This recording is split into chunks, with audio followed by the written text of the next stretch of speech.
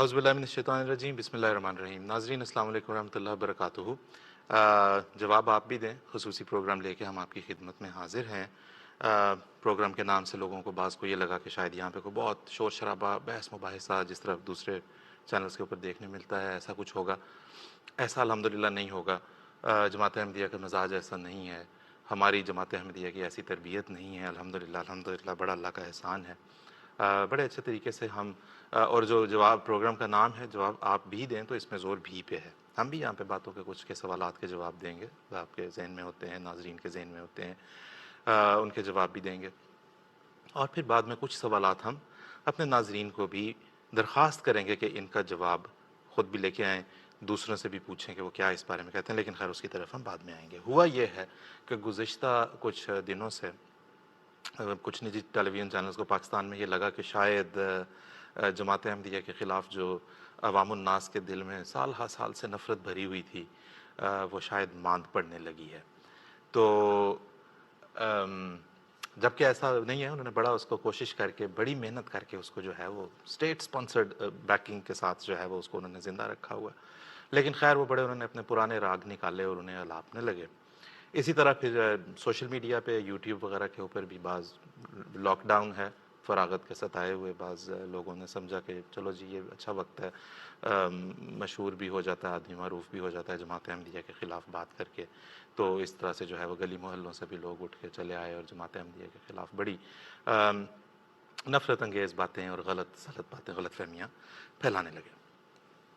تو اب ان سارے ہم وقت چونکہ کم ہے پروگرام کا، ہم 25 منٹ میں سے 30 منٹ میں ہم ریپ اپ کرنا چاہتے ہیں پروگرام کو۔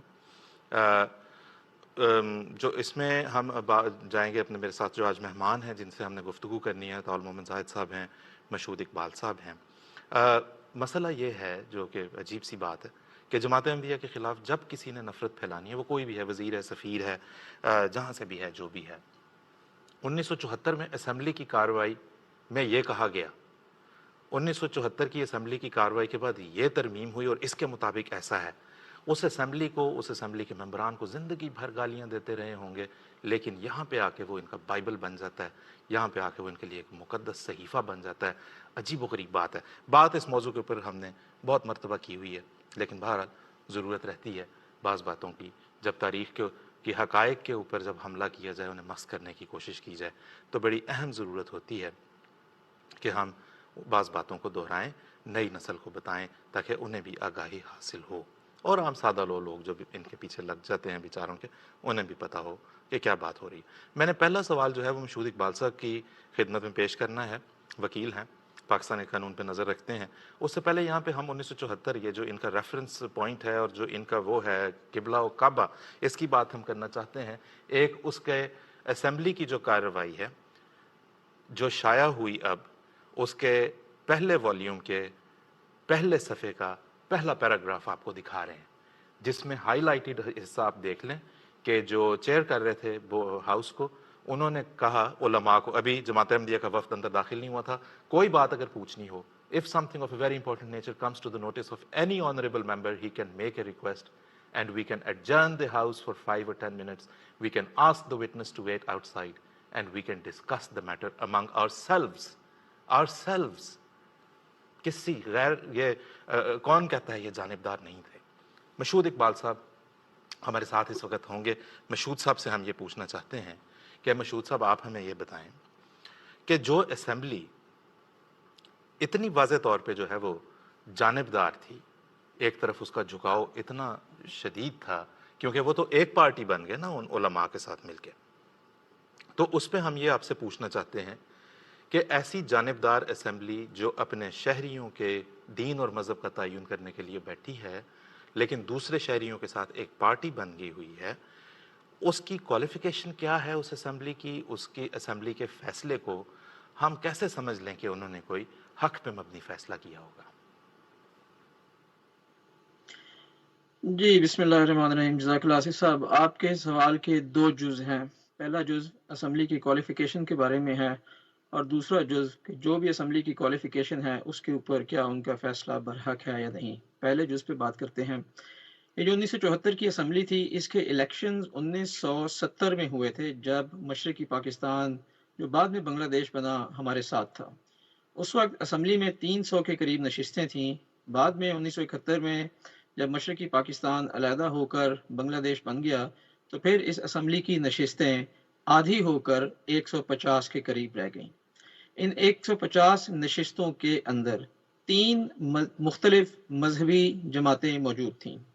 پہلی جماعت جمعیت علماء اسلام، دوسری جمعیت علماء پاکستان اور تیسری جماعت اسلامی۔ اب ان تینوں کا میں فردن فردن ذکر کرتا ہوں۔ سب سے پہلے جمعیت علماء اسلام، اس کے لیڈر تھے مفتی محمود صاحب، جو قیام پاکستان سے قبل جمعیت علماء ہند کے بڑے متحرک اور سرگرم کارکن تھے، اور جمعیت علماء ہند نظریہ پاکستان کی شدید مخالف تھی۔ ان کا کانگریس کے ساتھ الحاق تھا۔ 1946 کے الیکشنز میں انہوں نے مسلم لیگ اور قائد اعظم کے خلاف بڑی بھرپور تحریک چلائی۔ بہرحال پاکستان بن گیا۔ مفتی محمود کا تعلق چونکہ پشاور سے تھا، یہیں پر ان کی پراپرٹیز، ان کے گھر بار، مال مویشی تھے، تو اکنامک بینیفٹ کی وجہ سے ان کو پاکستان میں رہنا پڑا۔ جب یہ پاکستان میں تھے تو اس وقت انہوں نے جمعیت علماء اسلام، جو مولانا شبیر احمد عثمانی نے جمعیت علماء ہند سے ٹوٹ کر بنائی تھی، اس میں مفتی محمود نے پہلے تو شرکت کی، اور پھر اس کے بعد آہستہ آہستہ مولانا شبیر احمد عثمانی کی وفات کے بعد انہوں نے اس جماعت کی سربراہی اپنے ہاتھ میں لی۔ 1971 میں جب مشرقی پاکستان علیحدہ ہو کر بنگلہ دیش بنا تو مفتی محمود نے بیان دیا کہ میں پاکستان بننے کے گناہ میں شریک نہیں تھا۔ یہ تھی مفتی محمود صاحب کی پولیٹیکل کوالیفیکیشن۔ اب ذرا ریلیجس کوالیفیکیشن کے اوپر میں بتاتا ہوں آپ کو۔ جمعیت علماء اسلام، ان کے جو ممبران تھے اسمبلی میں، ان کی تعداد تھی 7۔ اب یہ 7 کے ساتھ جو ہیں، ان کا تعلق دیوبندی مسلک فکر کے ساتھ ہے۔ اب دیوبندیوں کے خلاف 300 علماء کا ایک فتویٰ ہے، وہ میں منوان آپ کو پڑھ کے سناتا ہوں، اور ان 300 علماء کے اندر بریلوی بھی شامل ہیں، اور بریلویوں کا میں بھی تھوڑا سا بات ذکر کروں گا۔ سب سے پہلے یہ جو فتویٰ ہے جو جمعیت علماء اسلام کے دیوبندی مولویوں کے خلاف ہے، میں وہ منوان ذرا پڑھتا ہوں۔ وہابیہ دیوبندیہ اپنی تمام عبادتوں میں اولیاء، انبیاء، حتیٰ کہ حضرت سید المرسلین و آخرین صلی اللہ علیہ وآلہ وسلم اور خاص ذات باری تعالیٰ کی اہانت اور ہتک کرنے کی وجہ سے قطعاً مرتد اور کافر ہیں، اور ان کا ارتداد اور کفر سخت سے سخت درجہ تک پہنچ چکا ہے، ایسا کہ جو ان مرتدوں اور کافروں کے ارتداد اور کفر میں ذرا بھی شک کرے، مرتد اور کافر ہے۔ مسلمانوں کو چاہیے کہ ان سے بالکل ہی محترز اور مجتنب رہیں۔ ان کے پیچھے نماز پڑھنے کا تو ذکر ہی کیا ہے، اپنے پیچھے بھی ان کو نماز نہ پڑھنے دیں، اور نہ ہی مسجدوں میں گھسنے دیں، نہ ان کا ذبیحہ کہیں، نہ ان کی شادی غمی میں شریک ہوں، نہ اپنے پاس ان کو آنے دیں۔ یہ بیمار ہوں تو عیادت کو نہ جائیں، مرے تو گاڑنے توپنے میں شرکت نہ کریں، مسلمانوں کے قبرستان میں جگہ نہ دیں، غرض ان سے بالکل احتیاط و اجتناب رکھیں۔ اب یہ فتویٰ جی جو کہ 300 علماء نے دیا، اس میں بریلوی بھی شامل تھے۔ جی اب جو جمعیت علماء پاکستان جو کہ دوسری جماعت تھی، اس کے جو لیڈر تھے مولانا شاہ احمد نورانی، وہ بریلوی مکتبہ فکر سے تھے۔ اب جو بریلویوں نے فتویٰ دیا دیوبندیوں یعنی جمعیت علماء اسلام کے خلاف، اب دیکھیے جمعیت علماء اسلام نے کیا فتویٰ دیا بریلویوں کے خلاف۔ اس میں لکھا ہے مولوی سید محمد مرتضیٰ صاحب دیوبندی نے اپنی کتاب میں مولوی احمد رضا خان صاحب کو کافر، اکفر، دجال مئت حاضرہ، مرتد، خارج از اسلام وغیرہ ثابت کیا ہے۔ اور مولانا طاہر القادری صاحب جو کہ بریلوی فرقہ سے تعلق رکھتے ہیں، انہوں نے مولانا محمد یوسف بنوری کو جو مجلس عمل تحفظ ختم نبوت کے صدر تھے، ان کو مرتد کہا ہے۔ ٹھیک ہے۔ ابھی دیکھیں کہ جمعیت علماء اسلام جو ہے وہ جمعیت علماء پاکستان کو اور جمعیت علماء پاکستان جمعیت علماء اسلام آپس میں ایک دوسرے کو سخت کافر کہہ رہے۔ ٹھیک ہے۔ تیسری جماعت تھی جماعت اسلامی۔ مشہود صاحب ہمیں تھوڑا سا تیز کرنا پڑے گا، کام پاس وقت بہت کم ہے۔ آپ کہہ یہ رہے ہیں ان اے نٹشل، وہاں پہ جتنے بیٹھے ہوئے تھے آج بھی ان سے پوچھ لیں، مطلب ہے کہ جو احمد شاہ نورانی صاحب کہ یہ لوگ کتنی بات مانتے تھے یا کتنے ان کے عقائد کے حامی تھے، تو کیا ہے اس اسمبلی کی حقیقت؟ یہ سب ایک دوسرے کے خلاف تکفیر کر چکے ہوئے تھے، کیا ہم کیسے کہیں کہ جی یہ اسمبلی اس قابل نہیں تھی کہ یہ فیصلہ دیتی؟ جی میں اس میں عرض کرتا ہوں، अब देखिए कि ये 150 मेंबरान की असम्बली थी। 150 मेंबरान की असम्बली को एक स्पेशल कमेटी में तब्दील किया गया। स्पेशल कमेटी का जो कोरम था वो सिर्फ 40 मेंबरान का रखा गया जी और 40 मेंबरान में से जो करारदाद का फैसला करना था वो सादा अक्सरियत से, यानी 21 मेंबरान अगर इस करारदाद के हक में वोट देते तो इसको पास किया जाना था। ठीक अब है 7 या 8 करोड़ की आबादी जो पाकिस्तान की उस वक्त थी, उसमें से 150 लोग असम्बली के, उनमें से 40 लोग, और उन 40 में से भी सिर्फ 21 लोग, और इन 3 मजहबी जमातों की जो नशिस्तें थी वो बनती थी 18, मौलाना कौसर न्याजी को मिला के 19, इसी तरह से जो शिया हजरात हैं जिनको सब लोग काफिर कहते हैं उनको मिला के तो जी ये 21 की तादाद आराम से बन जाती थी। अब ठीक है कहने का ठीक है मकसद ये है कि ये जो उलमा का टोला था आपस में जो एक दूसरे को काफिर कहता है, जो एक दूसरे को काफिर कह रहा है, उनके हाथ में इतना अहम मसला दिया गया और 21 लोग इसका फैसला कर रहे हैं। ठीक अब है जो मैं आखिरी बात इसमें बताऊं कि आपने जी पूछा कि इनकी क्वालिफिकेशन क्या है। आ हुजूर सल्लल्लाहु अलैहि वसल्लम ने इनकी क्वालिफिकेशन अपनी एक हदीस, बल्कि 2 हदीस जिसका मजमून एक ही है, एक इब्न माजा में और एक तिरमिजी में बताई है कि मेरी उम्मत के 73 फिरके होंगे, 72 जहन्नुम में जाएंगे और आखिरी फिरका जो है वो जन्नती होगा। अब ये सारे के सारे जो आपस में एक दूसरे को काफिर कहते हैं, बिल्कुल उन्होंने ठीक है मिलकर जमात अहमदिया को एक यस किनारे के ऊपर खड़ा कर दिया। तो ये तो पहली क्वालिफिकेशन है इनकी कि ये 72 फिरकों में से है। बिल्कुल ठीक है दूसरी क्वालिफिकेशन इसकी हज़रत सल्लल्लाहु अलैहि वसल्लम ने ये बयान फरमाई है मिशकात शरीफ में कि आसमान के नीचे उलमाए सू जो हैं वो बदतरीन इंसान होंगे।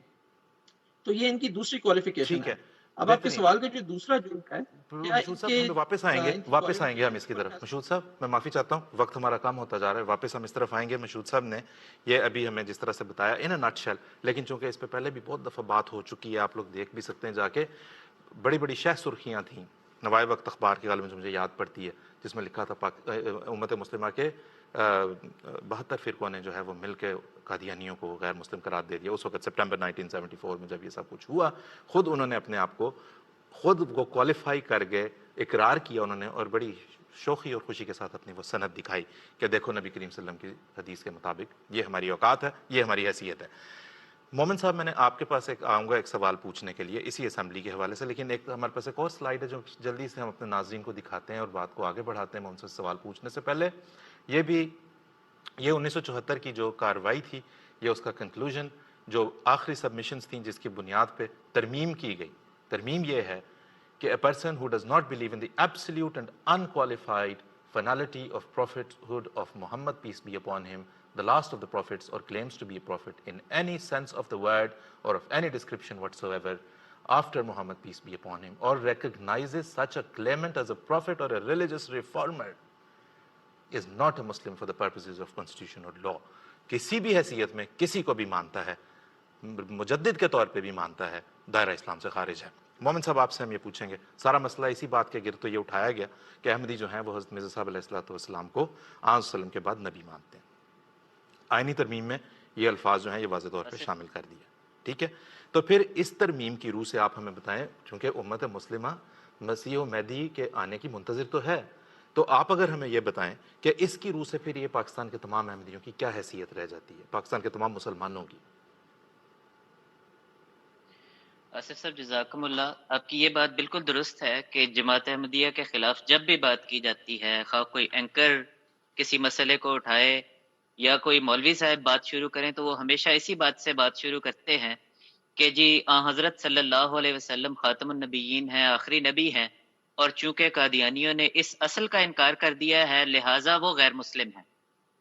तो लेकिन ये अलग बात है कि जब भी किसी मौलवी साहब को ये कहा जाए कि इसी ख़त्म नबूवत के मसले पर कुरान मजीद की रूह से बात कर लो, तो मुकम्मल तौर पे आए बाएँ शाये करते हैं या रकीक एतराज़ात पर उतराते हैं। मैं इस बात को नहीं छेड़ता। हकीकत ये है कि अल्लाह के फजल से जमात अहमदिया ने 100 साल में ख़त्म नबूवत के मसले पर जो दलाइल पेश किए हैं, वो पहाड़ की तरह खड़े हैं, और किसी मौलवी में, किसी एंकर में, किसी दूसरे शख्स में ये जुर्रत नहीं है कि इस बुनियादी मसले पर जमात अहमदिया के पेश करदा दलाइल को तोड़ सके और उनका रद्द कर सके।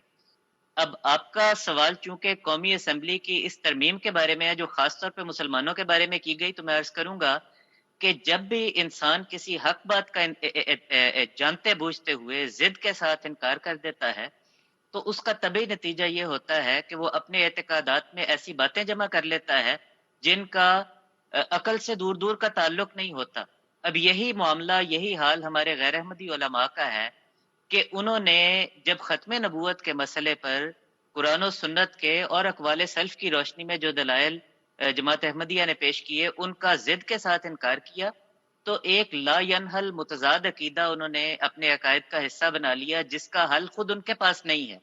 اب ایک طرف یہ کہتے ہیں کہ حضرت صلی اللہ علیہ وسلم ہر لحاظ سے آخری نبی ہیں اور آپ کے بعد کوئی نبی نہیں آ سکتا، اور دوسری طرف تمام کی تمام امت بیٹھ کر سوائے ایک معمولی تعداد کے حضرت عیسیٰ علیہ الصلوۃ والسلام کا انتظار کر رہی ہے اور ان کے انتظار میں آنکھیں بچھائے بیٹھی ہے کہ وہ آپ صلی اللہ علیہ وسلم کے بعد تشریف لائیں گے۔ اس تضاد یا ڈسکریپنسی کا جو حل پیش کیا جاتا ہے وہ اس قدر بے وزن ہے کہ حقیقت میں جو سمجھدار غیر احمدی علماء ہیں وہ اس عذر کو پیش کرتے ہوئے بھی جھجکتے ہیں کہ جی اس عذر کو پیش کیا تو سبکی ہوگی۔ اب اسمبلی نے جو ترمیم لکھی ہے اس میں جو مسلمان کی تعریف لکھی گئی وہ بھی اس بات کو 100% ثابت کرتی ہے، اور یہ عقیدے کا یہ تضاد ایک عجیب شکل میں سامنے آتا ہے۔ بالکل مسلمان کی یہ تعریف لکھی کہ جی مسلمان وہ ہوگا کہ جو حضرت صلی اللہ علیہ وسلم کے بعد کسی بھی شخص کو، کسی بھی مذہبی مسئلے کو، کسی بھی رنگ میں، کسی مفہوم میں اور کسی بھی تشریح کی روح سے نبی یا پیغمبر نہ مانتا ہو۔ اب پاکستان میں بسنے والے جو 95% یا اس سے بھی زیادہ مسلمان ہیں یا مسلمان فرقے ہیں، وہ کسی نہ کسی رنگ میں، کسی نہ کسی بالکل مفہوم میں اور کسی نہ کسی تشریح کے مطابق حضرت عیسیٰ علیہ السلام کی آمد کا انتظار کر رہے ہیں۔ جی اب آئین میں لکھی گئی اس تعریف کے مطابق، مسلمان کی تعریف کے مطابق، یہ تمام مسلمان نہیں بلکہ کافر ہیں۔ بالکل اب ہمارا سوال ان تمام اینکر حضرات سے، ان مولوی حضرات سے جو دن رات جماعت کے خلاف تقریریں کرتے ہیں کہ قادیانی حضرات آئین پاکستان کو نہیں مانتے، ہمارا سوال ان سے یہ ہے کہ کیا وہ خود آئین پاکستان کو مانتے ہیں؟ بالکل اگر وہ مانتے ہیں تو آئین میں لکھی ہوئی اس تعریف کی روح سے حضرت عیسیٰ علیہ السلام کی آمد ثانی کا عقیدہ رکھنے والے تمام لوگ وہ مسلمان نہیں ہیں بلکہ وہ غیر مسلم ہیں۔ جی تو آئندہ ہمیں آئین کو ماننے کا درس دینے کی بجائے خود ہمیں بتائیں کہ وہ خود آئین کی تعریف کی روح سے مسلمان کس طرح ثابت ہوتے ہیں، یہ ہمارا سوال ہے۔ بالکل نوٹ فرمائیں جناب۔ ناظرین سارے احمدی ہمارے ناظرین بھی اس میں مخاطب ہیں، پاکستان میں رہتے ہیں، انہیں ظاہر ہے ایسے لوگوں سے بات کرنی پڑتی ہے جن کے ساتھ یہ گفتگو جو ہے بڑی ریلیونٹ ہو سکتی ہے۔ جو دوسرے لوگ بھی جماعت احمدیہ دائرہ اسلام سے خارج ہے، کیونکہ 74 کی اسمبلی نے یہ کہہ دیا، کیونکہ 74 کی آئینی ترمیم نے یہ کہہ دیا، وہ کہہ دیا، جائیں جا کے پہلے یہ دیکھیں آپ کا اپنا اسلام کس حد تک خطرے میں ہے، کس حد تک محفوظ ہے۔ اس آئین نے تو کسی کو بھی مسلمان نہیں رہنے دیا، اس آئین نے، اس ترمیم نے کسی کو بھی مسلمان نہیں رہنے دینا تھا۔ امام جماعت احمدیہ مرزا ناصر احمد صاحب اس وقت جو اسمبلی میں پیش بھی ہوتے رہے، تشریف لے جاتے رہے، انہوں نے بھی واضح طور پہ فرمایا، آج تک ہمارے خلفاء بتاتے ہیں اس آئین کے ساتھ رہو گے کوئی مسلمان اس کی تعریف سے نہیں رہے گا۔ مومن صاحب سے میں نے اگلا سوال کرنا ہے، لیکن اس سے پہلے ایک میں بتاتا چلوں ناظرین کو، آپ کے پاس رابطے کی تفصیلات اس وقت آپ کی اسکرین پہ آ رہی ہوں گی۔ آپ یوٹیوب پہ اس وقت لائیو کامنٹ بھی آئی ہوپ کہ کر سک رہے ہوں گے، ٹویٹر کے ذریعے سے بھی ہمارے سے رابطہ آپ کا رہے گا، اور ای میل تو ہے ہی۔ اس سے پہلے ہم کامنٹس اگلے پروگرام میں لینا چاہتے ہیں جس میں ہم نے آپ کے جوابات بھی لیں گے ان سوالات کے جو پروگرام کے بالکل آخر پہ ہم نے پیش کرنے ہیں آپ کی خدمت میں۔ ایک کامنٹ جس کو میں یہاں پہ ضرور لینا چاہتا ہوں، جس پہ میں بات کرنا چاہتا ہوں، ایک دوست نے بھیجا کہ اسی طرح کسی ٹیلی ویژن چینل پہ یا کہیں پہ یہ بات کی گئی کہ اگر ہم جماعت احمدیہ کے راز فاش کر دیں اور لوگوں کو بتا دیں کہ ان کی قانونی حیثیت کیا ہے تو ان کے چندے بند ہو جائیں گے پاکستان سے۔ صرف ان کو میں ایک بات یہ بتانا چاہتا ہوں، ان دوست کو جنہوں نے بھی یہ تبصرہ کیا، کہ پہلی بات تو یہ ہے کہ ہر احمدی کو پتہ ہے کہ وہ چندہ کیوں دیتا ہے، بڑی محبت سے ہر احمدی چندہ دیتا ہے، جو بھی مالی قربانی، جانی قربانی جو پیش کرتے ہیں بڑے دل سے کرتے ہیں۔ انہیں پتہ ہے کہ قرآن کریم کی اشاعت کا کام، قرآن کریم کی ترسیل ساری دنیا میں اسے پہنچانا، اس کے علاوہ غرباء، اس کے علاوہ مساکین، اس کے علاوہ پیاسے لوگوں کے لیے پانی کے کنویں، اس کے علاوہ خدمت انسانیت، اس کے علاوہ طلباء کے لیے جو ہے وہ تعلیمی گرانٹس، اس کے علاوہ بے شمار ایسے کام جو دین اسلام کی اشاعت کے لیے اس وقت کیے جا رہے ہیں، وہ ان سے ہوتا ہے۔ آپ کا یہ دعویٰ ہے، آپ جناب پاکستان نہیں، امریکہ، افریقہ، جہاں چاہتے ہیں آپ جا کے اپنی یہ کوشش کر دیکھیں۔ اول تو ہر احمدی بڑی محبت سے دیتا، اگر آپ اس کوشش میں اگر کامیاب ہو بھی گئے تو جماعت احمدیہ کی رفتار، جس کی جو ترقی کی رفتار ہے، اس میں ایک ذرہ برابر فرق نہیں آئے گا، الحمدللہ نہیں آیا، کیونکہ تاریخ میں ایسی واقعات ہوئے ہیں جس وقت سب جو مالی جو تھی اس وقت جماعت کے ایسٹ تھے وہ کوئی ایک اور جماعت اٹھا کے لے گئی، اور اللہ کے فضل سے جماعت کی رفتار ترقی کی صرف بڑی. خیر ہم اس پہ تفصیل سے بعد میں بات کریں گے. مومن صاحب ایک اور بات ہمیں بتاتے چلیں، وقت ہمارے پاس کم ہوتا جا رہا ہے. الزام یہ لگایا جاتا ہے کہ اسمبلی کی کارروائی کے دوران حضرت مرزا ناصر احمد صاحب خلیفۃ المسیح الثالث نے جو ہے وہ دوسرے مسلمانوں کو کافر قرار دیا. اس الزام کی حقیقت ہمیں اختصار کے ساتھ بتا دیں پلیز. اسب میں ایک تو بات پہلی یہ کہوں گا کہ یہ بات 100% بے بنیاد اور جھوٹی ہے کہ قومی اسمبلی کی کارروائی کے دوران حضرت حافظ مرزا ناصر احمد صاحب جو امام جماعت احمدیہ تھے رحمہ اللہ، انہوں نے مسلمانوں کو کافر قرار دے دیا تھا. جو موقف وہاں پر علل اعلان پیش کیا گیا تھا اس کو میں اختصار کے ساتھ اگر پیش کروں تو وہ یہ ہے کہ کہا یہ گیا تھا کہ کفر دو طرح کا ہوتا ہے. ایک کفر اسلام کے دائرے سے باہر نکال دیتا ہے، اور دوسری قسم کفر کی وہ ہے جس میں انسان کو ایسا برا کام کر بیٹھتا ہے کہ وہ اسلامی تعلیم کے اعلیٰ معیار سے نیچے گر جاتا ہے، اور تاہم اس کے باوجود وہ اسلام کے دائرے کے اندر رہتا ہے، اس سے باہر نہیں نکلتا. یہ بات قرآن مجید سے ثابت ہے، یہ بات حدیث شریف سے ثابت ہے، یہ بات اقوال سلف صالحین سے ثابت ہے. چنانچہ سلف صالحین یہ لکھتے آئے ہیں کہ الکفر و کفران، کفر دو طرح کا ہوتا ہے. ایک وہ احدہما ینقل عن الملت والآخر لا ینقل عن الملت. ایک کفر وہ ہوتا ہے جو ملت اسلامیہ سے باہر نکال دیتا ہے، دوسرا اس سے باہر نہیں نکالتا. اب بانی جماعت احمدیہ کا انکار کرنے والوں کے متعلق ہمارا عقیدہ یہ ہے کہ وہ تمام مسلمان حضرات جو بانی جماعت احمدیہ کو نہیں مانتے وہ اسلامی تعلیم کے اس اعلیٰ معیار سے گر جاتے ہیں، اور بانی جماعت احمدیہ حضرت مرزا غلام احمد قادیانی کا انکار کرتے ہوئے ان کے منکر اور کافر ہو جاتے ہیں، تاہم پھر بھی وہ اسلام کے عمومی دائرے میں شامل رہتے ہیں. اب یہ ہمارا عقیدہ ہے. حضرت مسیح موعود علیہ السلام نے بھی یہی فرمایا کہ ابتدا سے میرا مذہب یہی ہے کہ میرے دعوے کے انکار کی وجہ سے کوئی شخص کافر یا دجال نہیں ہو سکتا.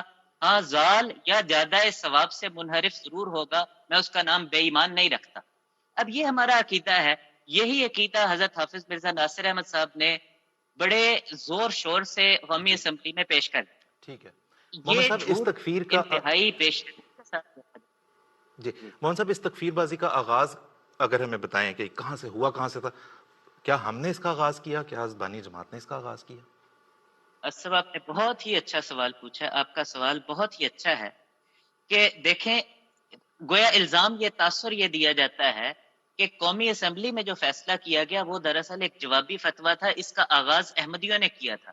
اگر تاریخ کا ایک ذرہ برابر بھی علم ہو تو اس قسم کا دعویٰ نہیں کیا جا سکتا. حضرت مرزا غلام احمد قادیانی علیہ السلام نے مسیح موعود ہونے کا دعویٰ 1891 میں کیا تھا، اور 1891 میں ہی مولوی محمد حسین بٹالوی نے ایک کفر کا فتویٰ لکھا. اس کے اوپر جا کے مولوی نذیر حسین دہلوی کے دستخط کروائے جو اہل حدیث کے چوٹی کے امام سمجھے جاتے تھے، اور پھر وہاں سے لے کے اس فتوے کو پورے بر صغیر میں گھوم کے 200 علماء کے دستخط کروا کے اس فتوے کو شائع کیا. تو کفر کی ابتدا تو انہوں نے کی، اور حضرت مسیح موعود علیہ السلام خود اپنی کتب میں لکھتے رہے کہ اس معاملے میں ہمیشہ سے سبقت میرے مخالفوں کی طرف سے ہے کہ انہوں نے مجھے کافر کہا، میرے لیے فتویٰ تیار کیا، میں نے سبقت کر کے ان کے لیے فتویٰ تیار نہیں کیا. ٹھیک ہے. اور اسب ایک پہلو یہ بھی ہے، میں اس کو اختصار کے ساتھ پیش کرنا چاہتا ہوں کہ جب یہ کہتے ہیں نا کہ جی چونکہ بالفرض اس قسم کی بات تحریرات پیش کر کے یا یہ دعویٰ کیا جاتا ہے کہ چونکہ احمدیوں نے کافر کہا تھا لہٰذا ہم نے بھی جواباً کافر قرار دے دیا. یہ طرز استدلال جو ہے یہ اس قدر بودا ہے، اور یہ آرگیومنٹ اس کا فلوڈ آرگیومنٹ ہے کہ اگر اس طرز استدلال کو تسلیم کر لیں اور اس اصول کو تسلیم کر لیں کہ جس فرقے کی تحریرات میں دوسرے کے متعلق کفر کے فتوے موجود ہوں تو اس کو آئین کی روح سے قومی اسمبلی کو کافر قرار دینا چاہیے، تو پورے پاکستان میں صرف غیر مسلم رہیں گے، پاکستان میں بسنے والا کوئی ایک بھی فرقہ جو ہے وہ مسلمان نہیں ہو سکتا. بالکل ٹھیک ہے. اب اگر ابھی مشہود صاحب نے مثالیں دی ہیں، یعنی اگر ہم صرف احمد رضا خان بریلوی صاحب کے فتووں کی بات کریں جس کا ایک فتویٰ مشہود صاحب نے پڑھ کر سنایا، ان کے الفاظ اس قدر سخت ہیں دوسرے مسلمانوں کے بارے میں کہ اللہ کی پناہ. یعنی وہ تو کہتے ہیں کہ وہابی، نیچری، قادیانی، غیر مقلدین، دیوبندی، چٹالوی یہ کفار مرتدین ہیں، اور جو ان کے آگے پیچھے تابع مطبوع سب کے سب بدعتی، مستحق نار جہنمی اور جہنم کے کتے. اور پھر کہتے ہیں یعنی اس حد تک ہے تو وہ کہتے ہیں کہ ان سب فرقوں کا، یعنی بڑے بڑے تمام اسلامی فرقے جو بر صغیر میں بستے ہیں، ان سب کا نام لے کر انہوں نے یہ علل اعلان فتوے لکھی ہیں کہ ٹھیک ان کا نکاح ہم، وہ کسی مسلم سے ہو، کافر سے ہو، مرتد سے ہو، وہ ہم مذہب سے ہو، غیر ہم مذہب سے ہو، کہتے ہیں کہ انسان سے ہو یا حیوان سے ہو۔ اب دیکھیے یعنی اندازہ کریں کہ ٹھیک وہ ہے کہتے ہیں کہ بالکل حیوان سے بھی نکاح نہ ہو۔ درست. اب بہت شکریہ محمد صاحب، بتائیے جزاک اللہ آپ کا بہت بہت علمی شکریہ. یہ ایسے ابھی محمد صاحب نے میرا خیال ہے ان کے نرم ترین فتاوی یہاں پہ پڑھ کے سنائے ہیں، کیونکہ باقی جو انہوں نے آپس میں ایک دوسرے کے بارے میں فتوے دیے ہوئے ہیں وہ تو شریفانہ مجالس میں پڑھ کے سنانے کے لائق بھی نہیں ہے. محمد صاحب ہمارے پاس مشہود صاحب کے پاس جانا ہے. مشہود صاحب ایک سوال آخر پہ ہمیں یہ بتاتے چلیں، لوگوں کے ذہن میں یہ سوال ہوگا کہ یہ ضرورت کیا پیش آئی پاکستان کی قومی اسمبلی کو کہ اپنے شہریوں کے مذہب کا تعین کریں کہ جی یہ غیر مسلم ہیں. ایسے میں جیسا کہ ابھی محمد صاحب نے بتایا، آپ نے بھی پہلے بتایا، سب ایک دوسرے کو کافر قرار دے چکے تھے. کہتے ہیں کہ وہاں پہ جب بریک ہوتی تھی، وقفہ ہوتا تھا پروسیڈنگز کے دوران، یہ ایک دوسرے کے پیچھے کوئی بھی نماز پڑھنے کو، چھوٹے چھوٹے گروپس ہوتے تھے. ایسے میں جب کہ سب ایک دوسرے کو کافر قرار دے چکے تھے، احمدیوں کو الگ سے قومی اسمبلی میں لے جا کے آئین میں ان کا نام لے کے شامل کرنے کی ضرورت کیا پیش آئی؟ پروگرام کے وقت اختتام کی طرف پہنچ رہے ہیں. جی آصف صاحب، جب بھی پاکستان تاریخ میں کسی بھی سخت دور سے گزرا ہے، اسی وقت مولویوں نے کسی جماعت کے خلاف فتنہ انگیزی شروع کی. 1971 میں مشرقی پاکستان علیحدہ ہو کے بنگلہ دیش بن گیا. 71 کی جنگ ہم ہار گئے، ہزاروں سپاہی ہمارے انڈیا میں قید ہو گئے. بھٹو صاحب کو اپنی حکومت بچانی تھی. مولویوں نے اس وقت یہ شوشہ شروع کر دیا. بھٹو صاحب کو مولویوں کی سپورٹ کی ضرورت تھی. حکومت کو بچانے کے لیے انہوں نے مولویوں کو اعتماد میں لینے کے لیے اس ایشو کو ریز کر دیا. تھوڑا سا اور آپ ہسٹری میں چل رہے ہیں، 1953 قیام پاکستان کے بعد ابھی کانسٹیٹیوشن بنا نہیں، نو مولود ریاست تھی، اور اس وقت مولویوں نے جماعت کے خلاف تحریک شروع کر دی اور ملک میں مارشل لا لگوا دیا. اسے مزید پیچھے چلے جائیں 1930s میں، 33 34 میں، کہ جب گول میز کانفرنسز ہو رہی تھی تحریک پاکستان کے لیے، اور اس وقت احرار اسلام نے یہ فتنہ اٹھا دیا اور جماعت کے خلاف جو تھے وہ ملک کے اندر ہنگامے شروع کر دیے. اور اب اس صورتحال میں آپ دیکھیں کہ آج کل کرونا وائرس کے بارے میں لاک ڈاؤن چل رہا ہے پاکستان نے، تو مولویوں نے دوبارہ ایک ایسے نازک موڑ کے اوپر آ کے پاکستان میں یہ شوشہ شروع کر دیا ہے. تو آپ دیکھیں اگر تاریخ میں تو ہر ایسے نازک موقع کے اوپر مولوی یہ قدم اٹھا لیتے ہیں، اور پھر حکومت جس کو اپنی حکومت بچانی ہوتی ہے، پولیٹیکل پارٹیوں کو، سیاسی پارٹیوں کو، وہ ان کو خاموش کرانے کے لیے اپنے ٹھیک ہے، ساتھ ملا دیتے ہیں، اور اس قسم کا شوشہ چھوڑ ٹھیک ہے، کے بالکل ان کو ٹھیک ہے، خوش کرنے کے لیے اس قسم کی قانون سازی کرتے ہیں. درست. تو وجوہات سیاسی تھیں. اس کی تفصیل ہم آئندہ انشاءاللہ تعالی جی پروگرام جب بھی لے کے ہم حاضر ہوں گے، ہم اس میں جو ہے وہ اپنے ناظرین کو ساتھ کے ساتھ بتاتے رہیں گے. ہم اگلا پروگرام کب لے کے آئیں گے یہ بھی ہم آپ کو انشاءاللہ ایڈورٹائز کر دیا جائے گا، اور آپ ہمارے سوشل میڈیا نیٹ ورک کے اوپر آپ دیکھ سکیں گے کہ ہم اگلا پروگرام لے کے کب آئیں گے. یہ سب باتیں ہیں بٹسا کے بڑے قریبی لوگوں نے، دوستوں نے ہمارے پاس ریکارڈڈ پڑی ہوئی ہیں، پہلے بھی چلا چکے ہیں، اس پروگرام بھی سنا دیں گے، جو یہ کہتے ہیں یہ بھٹو صاحب کی مجبوری کے دنوں کے فیصلے ہیں، جب بھٹو صاحب بخلاہٹ کا شکار ہو گئے، انہیں سمجھ نہیں آ رہی تھی کہ کیا کرنا ہے. ان سیاسی دستاویزات کے اوپر اب لوگوں کے ایمان اور دینوں کے فیصلے نہ کیا کریں. ناظرین، ہم جس طرح کے پروگرام کا نام بھی ہے، جواب آپ بھی دیں. ہم چاہتے یہ ہیں کچھ سوالات ہم یہاں پہ آپ کے سامنے پیش کرنا چاہتے ہیں، آپ بھی ہمیں ان کے اپنا جواب بھیجیں. غیر از جماعت ناظرین بالخصوص ہمارے مخاطب ہیں.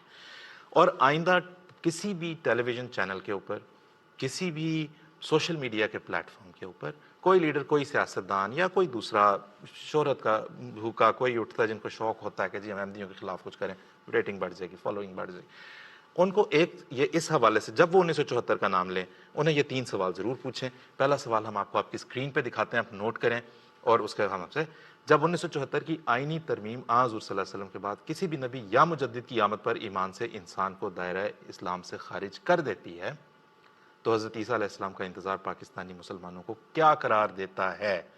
یہاں تک کہ امام مہدی کا بھی، کیونکہ وہ کانسٹیٹیوشن میں لکھا ہے ریفارمر کے طور پہ بھی اگر آپ کسی کا انتظار کر رہے ہیں، کوئی تجدید کرنے بھی اگر دین کی آئے گا، کوئی بہتری کرنے بھی اگر دین کی آئے گا، اس کا کوئی مانے گا تو وہ دائرہ اسلام سے خارج ہو جائے گا.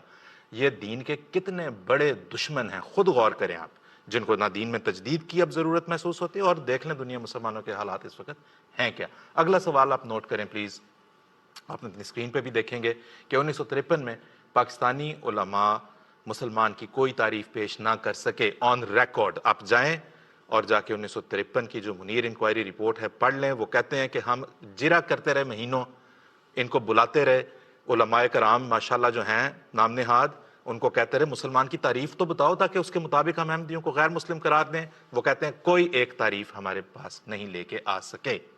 جب 1953 میں وہ کوئی مسلمانوں کی تعریف نہ دے سکے, 21 سال بعد مسلمان کی تعریف بیان کرنے کا موقع مل ہی جب گیا, تو پھر بھی یہ نہ بتا سکے کہ مسلمان کون ہوتا ہے, یہ بتا دیا کہ مسلمان کون نہیں ہوتا. ایسا کہاں ہوتا ہے؟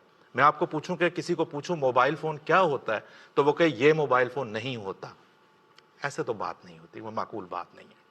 آپ مسلمان کی تعریف آپ کے پاس ہے ہی نہیں, کسی کے پاس بھی نہیں ہے. آج آپ کسی کو دعوت دے لیں, پوچھیں ان سے یہ سوال آپ کے سامنے ہے, ہمارے سے رابطہ کرنے کی تفصیلات آپ کے سامنے ہیں, جو آپ کو جواب ملے ہمیں ضرور اس سے بتائیں, ہمیں بڑا تجسس ہے. ایک اور سوال نوٹ کر لیں جناب, ہوم ورک تھوڑا سا زیادہ ہوتا جا رہا ہے. جن علماء نے اسمبلی میں بیٹھ کر احمدیوں کو کافر قرار دیا وہ سب ایک دوسرے کو کافر قرار دے چکے ہوئے تھے, پھر آئینی ترمیم احمدیوں ہی کے خلاف کیوں کی گئی؟ یہ 3 سوالات ہیں. رابطے کی تفصیلات آپ کے سامنے ہیں اور وقت ہمارے پروگرام کا اس وقت ختم ہو گیا ہے. آپ کا برائے مہربانی یہ سوالات جو ہم نے آپ کے سامنے بھی پیش کیے, یہ گفتگو جو آپ کے سامنے ہم نے پیش کی, پوچھیں ان لوگوں سے جو آتے ہیں اور آ کے بات کرتے ہیں. بڑے آسانی سے, بڑے آرام سے یہ مسئلے حل ہو جائیں گے, بغیر چیخو پکار کیے, بغیر غول غپاڑا مچائے. اور اللہ کے فضل سے دیکھیں گفتگو تہذیب اور اچھے طریقے سے کی جائے. بات یہ کہ مسلمان کون ہے, اس کا پہلی نشانی تو یہ ہوگی کہ سنت رسول صلی اللہ علیہ وسلم پہ عمل کرنے والا کون ہے. آپ گفتگو کے انداز سے اندازہ لگا لیں. ہمارے ائمہ, ہمارے امام جماعت احمدیہ خلیفۃ المسیح الخامس کی آپ یوٹیوب پہ جا کے حضور کا نام سرچ کر لیں, غیر احمدی علماء سے ہم کہہ رہے ہیں, ان کا کوئی خطبہ سن لیں, کوئی تقریر سن لیں. کیا ہے خوبصورت, کیا محبت بھرا انداز ہے بات کرنے کا. ہم وہاں سے سیکھنے کی کوشش کرتے ہیں. باقی جو ہمارے خلاف جو آ کے بات کرتے ہیں, شور شرابہ, جو ان کا طرز ہے, جو ان کا انداز ہے, کون کہے گا کہ یہ مسلمانوں کو, وہ تو اس سے وہ یاد آتا ہے جو نبی کریم صلی اللہ علیہ وسلم نے صبر کیا اور کفار مکہ جس طرح استہزاء کرتے اور چڑھ چڑھ کے حملے کرتے تھے. ہم کہنا نہیں چاہتے, لیکن آپ کبھی خود مقابلہ کر کے دیکھ لیں, صاف جواب آپ کو مل جائے گا. تو ناظرین جواب آپ بھی دیں, رابطے کی تفصیلات آپ کے سامنے ہیں, ہم انتظار کریں گے کہ ان پہ جواب دوسرے بھی جو علماء وزیر سفیر آتے رہیں وہ خود بھی دینا چاہیں تو دے سکیں. آئے گا کوئی نہیں, بالکل بھی کوئی نہیں آئے گا, چیلنج ہے ان کے پاس. آپ خود جا کے ان سے ویسے لینا چاہتے ہیں, لے کے ہمیں بھی بتائیں یہ ان سوالات کے بارے میں کیا کہتے ہیں. تو ناظرین انشاءاللہ جیسے میں نے عرض کی, ہم آپ کو اگلے پروگرام کی بعد میں مطلع کر دیں گے, سوشل میڈیا کے ذریعے سے ایڈورٹائز ہو جائے گا کہ کب ہے. ابھی کے لیے اجازت دیجیے. السلام علیکم ورحمۃ اللہ وبرکاتہ.